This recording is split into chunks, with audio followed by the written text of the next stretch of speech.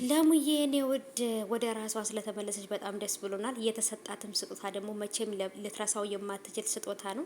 ኤላ የምትለው ነገር ትታ አሁን ላይ ባቡሬን እንግዲህ በጣም በሚገርም ሁኔታ እየተመለከተችው ነው። ዶክተሩም ደግሞ እሷ ስለተሻላትና ሁሉ ነገር ስላስታወሰች በጣም ደስ ብሎታል።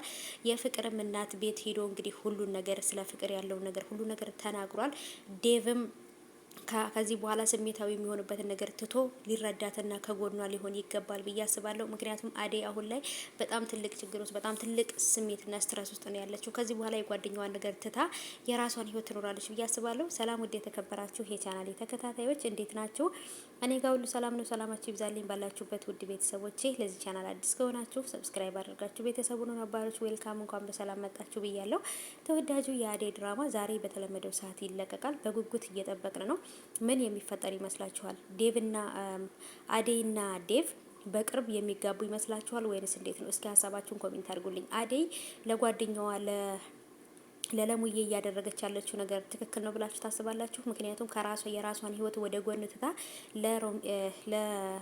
ለሙዬ ነው ብዙ ነገር እያደረገች ያለችው። ስለዚህ የእሷ ይሄን ነገር ማድረጓ ትዳሯን እንድታጣ ዴቭን እንድታጣ ምክንያት ነው ብላችሁ ታስባላችሁ? ዴቭስ ደግሞ እያደረገ ያለው ነገር ትክክል ነው ቤተሰቦች? ምክንያቱም በጣም እየተጫናት ነው። አዎ በእርግጥ ለሱ ጊዜ እየሰጠችው አይደለም።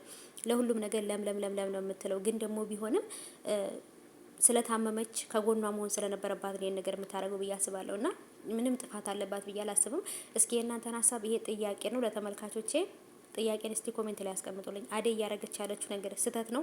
ዴቭን እንድታጣው ለሱ ስሜት የላትም ወይንም ደግሞ ፍቅሯ ቀንሷል መባል ይቻላል በዚህ ምክንያት? እኔ ይቻላል ብዬ አላስብም። ምክንያቱም ጓደኛዋም ጓደኛዋ ናት፣ ፍቅረኛዋም ፍቅረኛዋ ነው አይደል? ሁሉም ለየራሱ የሚሰጠው ቦታና ዋጋ አለው ብዬ አስባለሁ። እና እንግዲህ ባቡሬም እሷ ስለተሻላት በጣም ደስ ብሎታል። ከዚህ በኋላ ቀጣይ ህይወቱን ከእሷ ጋር በፍቅር ይኖራል ብዬ አስባለሁ። ህመሙም ደግሞ ያለባትን በሽታም ደግሞ እንግዲህ በጣም ቀንሶላታል። አሪፍ ሁኔታ ላይ ነው ያለችው ማለት ነው። ስለዚህ ለሙዬ ለአትሞትም።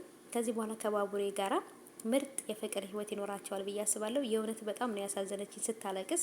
ሁሉ ነገር ረስቼ ነበር እንዴ ብላ ስጠይቀው አዎ ረስተሽ ነበር ብሎ ነበር ያላት ባቡሬና በጣም ነው ያሳዘነችኝ እዛ ፓርት ላይ። እሱም ደግሞ እንደዛው እንባው ነበር ያቀረረው እሷን ሲያያት ማለት ነው። ምክንያቱም ታስታውሳለች በዚህ በቅርብ ጊዜ ብሎ አልጠበቀም። በፊት ለፊቱ በተለይ ኤላ እያለች ሲያያት በጣም ነው በልቡ የሚሰበረው። ግን ደግሞ ተሽሏት ወደ ራሷ ስለተመለሰች እጅግ በጣም ደስ ብሎኛል።